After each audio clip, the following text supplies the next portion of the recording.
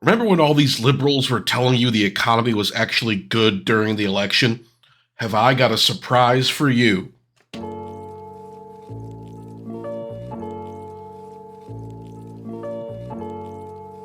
Hey guys, what's going on? Hermdo back with you. But remember all that talk about how awesome the economy was doing and how unemployment was down and inflation was down and things were getting less expensive. And if you had economic anxiety, that was your own fault. They were making fun of like the vibe session. All these young Gen Z people were talking about the vibes were being off, how things were feeling more expensive, and like nobody listened. Nobody really cared. They just kept counter signaling and counter signaling and counter signaling. Well, I found this from Politico today. Somebody sent me this, somebody I knew. They just wanted me to share my thoughts on this. So I figured I'd get into the article a little bit. It's kind of a long article, so we're probably going to read the whole thing, but we'll parse it. We'll take some looks at it here and there. I'll add some commentary along the way, but hope you're having a good week, by the way. Anyways, voters were right about the data, were right about the economy. The data was wrong. Here's why unemployment is higher, wages are lower, and growth less robust than government statistics suggest. Here we go, by Eugene Ludwig. Before the presidential election, many Democrats were puzzled by the seeming disconnect between economic reality, as reflected in various government statistics, and the public's perceptions of the economy on the ground. Many in Washington bristled at the public's failure to register how strong the economy really was. They charged that right-wing echo chambers were conning voters into believing entirely preposterous narratives about America's decline. Will Stancil.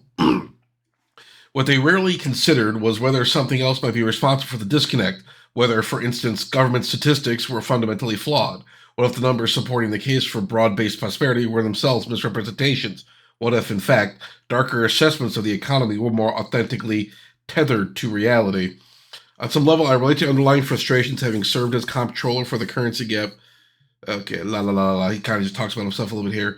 But anyways, here it says, these numbers have time and again suggested to many in Washington that unemployment is low, that wages are growing for middle America, and that to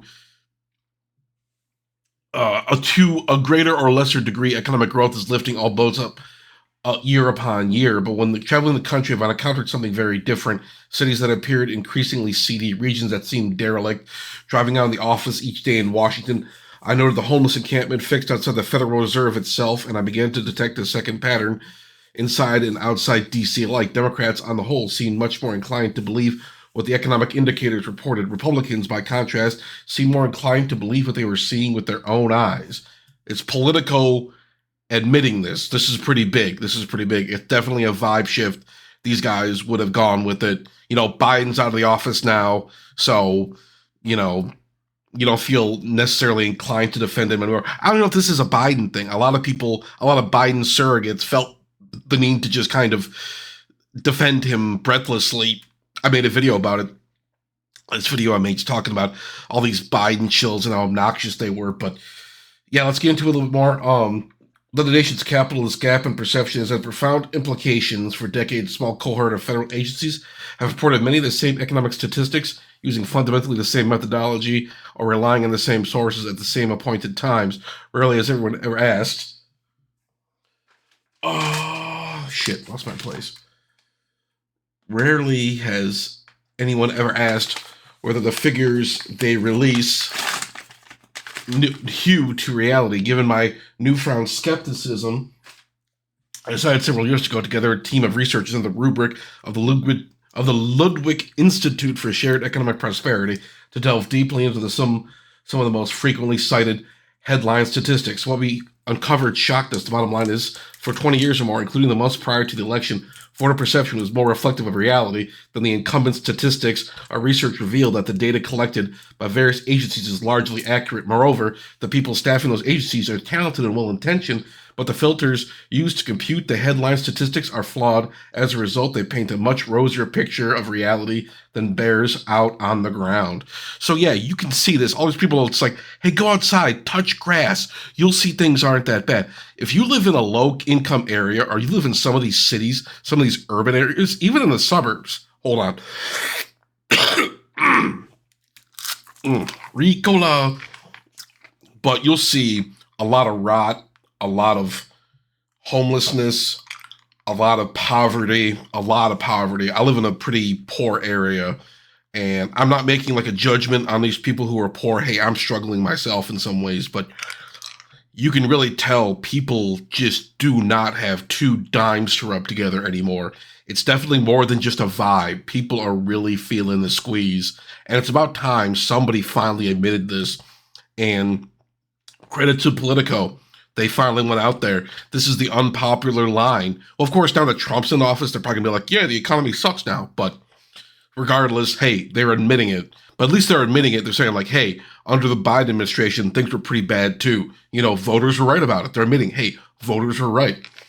Take, as a particularly egregious example, is perhaps the most widely reported economic indicator, unemployment.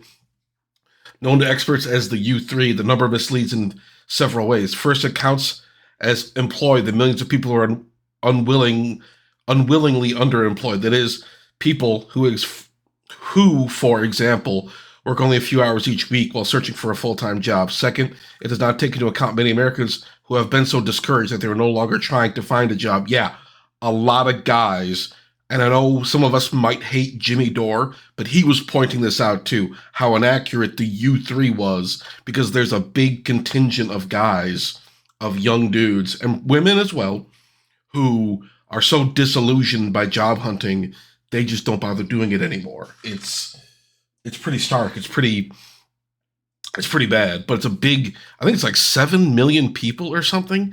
It's some big amount. You know, it's pretty crazy to think about. Like this big section of the population just said fuck it, and they're just living off welfare, leeching off their parents, and saying whatever. Maybe they got some kind of alternative means of income. Maybe they got some kind of passive income stream or something. But still, I don't think those people are counted in this because they're actually making income. These people don't largely. But I wonder how that's calculated and all. But anyways, so discouraged that they're no longer trying to get a job. Finally, the prevailing statistic does not account for meagerness of an individual's income. Thus, you could be homeless on the streets making intermittent income and functionally incapable of keeping your family fed, and the government would still count you as employed. I don't believe those who went to this past election taking pride in the unemployment numbers understood that the near record low unemployment figures, the figure was a mere 4.2% in November, counted homeless people doing occasional work as employed, but the implications are powerful. If you filter the statistic to include as unemployed people who can't find anything but part-time work or who make a poverty wage, roughly $25,000, the percentage is actually 23.7%. In other words, nearly one of every four workers is functionally unemployed in America today. Hardly something to celebrate.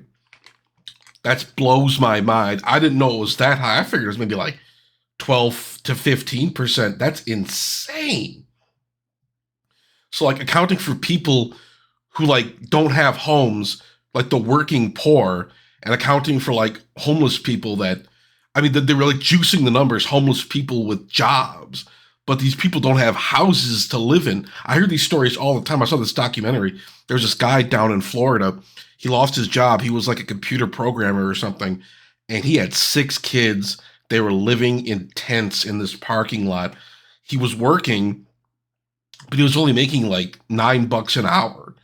So, I mean, he technically counts as employed, but he ain't got nothing to show for it. They took one of his kids away too. It was horrible, man. The kid eventually came back, but like child services, they're on your ass about that shit. It's fucking. Just imagine being so poor they take your fucking kids from you. Jesus Christ, that shit messes with you, man.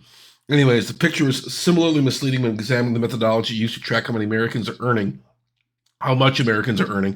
The prevailing government indicator, known colloquially as weekly earnings, tracks full-time wages to the exclusion of both the unemployed and those engaged, typically lower paid part-time work. Today, as a result, those keeping track are led to believe that the median wage in the U.S. stands at roughly 61,900%. But if you track everyone in the workforce, that is, you include part-time workers and unemployed job seekers, the results are remarkably different. Our research reveals that the median wage is actually little more than 52,300 per year. Think of that. American workers in the median are making 16% less than the prevailing statistics would indicate. Jesus Christ. This is like malfeasance, lying to people about this. All these people, all these neoliberal capitalist dipshits telling you everything is fine, just lying through their teeth to you. That shit pisses me off, bro. It should piss you guys off too. Perhaps the most prominent issue of the 2024 campaign, inflation, tracks much the same story. Democrats spent much of the campaign pointing out that inflation had abated by election day, even if prices remained elevated from pre-pandemic levels. Moreover, many noted that wages, according to the prevailing statistic that takes only full-time work into account, had risen at a faster clip. These claims were based on observations drawn largely from the Consumer Price Index, an indicator that tracks the prices charged for 80,000 goods and services across the economy. But the CPI also perceives reality through a very rosy-looking glass. Those with modest incomes purchase only a fraction of the 80,000 goods the CPI tracks, spending a much greater share of their earnings on basics like groceries, healthcare, and rent. And that, of course, affects the overall figure. If prices for eggs, insurance premiums, and studio apartments leases rise at a faster clip than those of luxury goods and second homes, the CPI underestimates the impact of inflation on the bulk of Americans. That, of course, is exactly what has happened. Yeah, all these people saying, oh, but the consumer data is good. Consumers have all this confidence. What consumers? People in like making six figures and above? Even a lot of those people are struggling and scraping by. Granted, some of them might have shitty spending habits, but still, everybody's feeling it. A lot of people are fucking feeling it, man. I'm feeling it. I'm sure a lot of you guys are feeling it too. It's very gratifying to see them write this. I'll say it again. My colleagues and I modeled an alternative indicator, one that excludes many of the items that only the well-off tend to purchase and tend to have more stable prices over time, and focuses on the measurement of prices charged for basic necessities, the goods and services that lower and middle-income families typically can't avoid. Here again, the results reveal how the challenges facing those with more modest incomes are obscured by the numbers. Alternative indicator reveals that since 2001, the cost of living for Americans with modest incomes has risen 35% faster than the CPI. Put another way, the resources required simply to maintain the same working class lifestyle over the last 2 decades have risen much more dramatically than we've been led to believe. Think about it this way. What expenses do you see going up? Food is more expensive. Like the top, like the I go to Taco Bell to hit up the dollar menu. There's still a couple items on there that cost $1, but everything else is getting more expensive. Much more items on there. Look at what people are buying. Look what they're not buying. Like go to like a Target or something. Like nobody's buying furniture. Nobody's buying fancy shit. Nobody's buying TVs. Everybody's buying groceries there. They're buying essentials there. Go to like the liquor aisle of like a grocery store. All the cheap stuff's gone. Go to the beer aisle of like a gas station. All like the natty daddies, all the cheap like $2 for $3 shit is gone. You'll notice shit like that. People are buying cheap shit. People, if they do buy something fun like alcohol, they're buying the cheap shit. It's crazy. Go to like just see for yourself. See for yourself. And you notice there's certain meal deals at some of these places, but sometimes shit gets more expensive. Sometimes they don't offer you the same thing. Sometimes, Arby's was doing the thing where it's like I was pissed off about this. Arby's had like this $2 for $6 roast beef thing, but they didn't have cheese on it. And I was pissed off about it. I'm like, how much more could cheese sauce cost to put on the sandwich? But they finally brought it back. It's now the 2 for $7 roast beef and cheddar. So that's good. Hit that up. I'm a fat guy. I know all this stuff, but some places change. Some places look at the fast food deals. I eat fast food somewhat often. I haven't, not for the last couple weeks, but it comes in ebb and flows, but look at the meal deals they're offering there. They're always changing. There's always something new. They're always taking something off the menu, or something's getting more expensive. You don't get as much money for your dollars.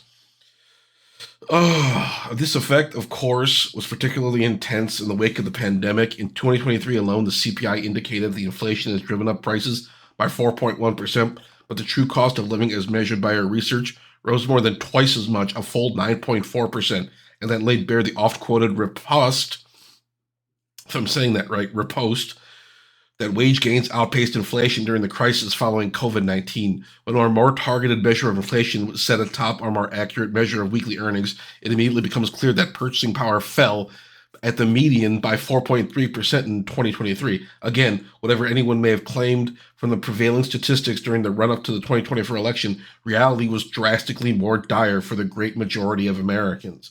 Which brings us to the question of gross domestic product. Yeah, GDP. That's what all these people go for. They think it's the most important thing ever. Some chart, some graph, some arrow is going up. Oh, the GDP, it's a great indicator. It's not, man. It's not. And I'm not a finance guy and market guy, but you just know this stuff is bullshit. All these pseudo-intellectual dipshits want to tell you things are great, man. They're fucking straight up lying to you. Which brings us, oh yeah, a figure that stands perhaps as the most important single economic indicator because it is commonly viewed as a proxy for prosperity writ large. There is, to be sure, real value in tracking the sheer volume of domestic product, though GDP is an imperfect measure even of that. But as useful as a figure may be in the sense that it purports to track generalized national wealth, it is hampered by the profound flaw. It reveals almost nothing about how the attendant prosperity is shared. That is, if a small slice of the population is rewarded the great bulk of the bounty from economic growth, while everyone else remains unenriched, GDP would rise nevertheless. And that, to a crucial degree, is exactly what happened.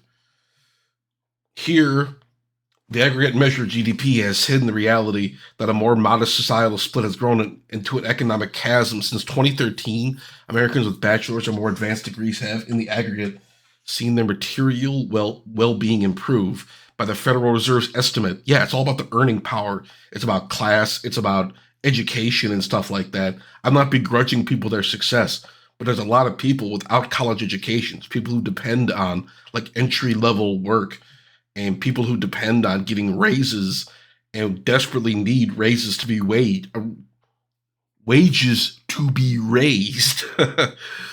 But yeah, there's a whole like subsect, like a whole population of people that these numbers don't account for. By the Federal Reserve's estimate, an additional tenth of adults have risen to comfort. With those without high school degrees, by contrast, have seen no real improvement, and geographic disparities have widened along similar lines, with places ranging from San Francisco to Boston seeing big jumps in income and prosperity, but places ranging from Youngstown, Ohio to Port Arthur, Texas falling further behind. The crucial point, even before digging into the nuances, is clear. America's GDP has grown, and we remain largely blind to these disparities.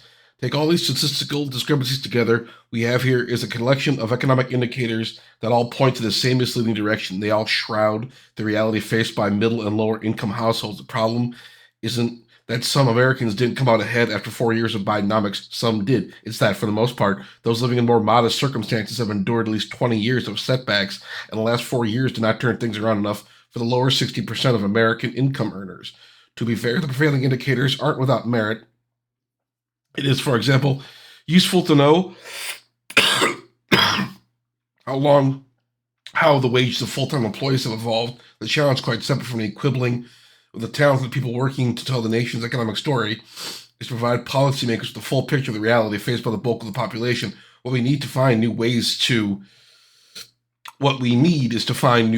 to provide a more realistic picture of the nation's underlying economic conditions on a monthly basis. The indicators my colleagues and I have constructed could serve as the basis for inspiration for government-sponsored alternatives. Regardless, something needs to change. It should not be a partisan issue. Policymakers in both parties would benefit from gleaning more accurate sense of what's happening at the ground level of the American economy. In reality, both Democrats and Republicans were vulnerable to being snowed in the 2024 cycle. It just happened that the dissatisfaction in this particular cycle undermined the incumbent party. In an age where faith in institutions of all sorts is in free fall, Americans are perpetually told, per a classic quote from former Senator Daniel Patrick Moynihan, that while we may be entitled to our own opinions, we aren't entitled to our own facts. That should be right, at least in the realm of economics, but the reality is that the prevailing indicators remain misleading. The facts don't apply. We have it in our grasp to cut through the mirage that led Democrats astray in 2024. The question now is whether we will correct course. It's the money, stupid. It's the economy, stupid. people just didn't want to hear it, man. The Democrats didn't want to hear it. A lot of these voters, people were just basing their worldviews off of bullshit, man. When people are struggling, you gotta listen to them. When people say, "Hey, man, I'm having trouble paying bills," you don't tell them, "Oh, hey, just stop buying avocado toast, eat rice and beans, stop spending money on taquitos, stop buying coffee every day." It's like, yeah, some people, okay, I'll grant you that some people have shitty spending habits. Lord knows I've spent money on stupid shit, but it's got to the point where it's just like buying a burger every once in a while, getting Grubhub a couple times a week shouldn't put you in the fucking poorhouse. You shouldn't have to decide between buying a couple luxury items and not being able to afford your bills. You know, God forbid you want to have a little bit of fun. God forbid you want to go to the bar and get a burger and a beer and watch the game for a little while. You want just they want us like living these quiet lives of like desperation, and they mock us the whole fucking way. So if you felt shitty about the economy, if you're struggling, hey, you're not alone. Don't feel bad about it. You're definitely not the only American struggling. It wasn't just some feeling you had. It was a definite thing. Politico cop to it. I will put this article in the description of the video. Let me know your thoughts down below. How are you guys doing financially? How you doing? How you feeling, YouTube? Tell Uncle Hermdo your various problems. But I just wanted to share that with you guys. I saw that when I was browsing around today, so I figured, it's definitely something to get into because I knew I wasn't crazy. And I'm sure a lot of you guys knew you weren't crazy either. But I'm gonna leave it there. Like, comment, and subscribe. Let me know your thoughts in the comment section down below. If you want to give me some money, there's a link there. And yeah, thank you all so much. I will talk to you guys later.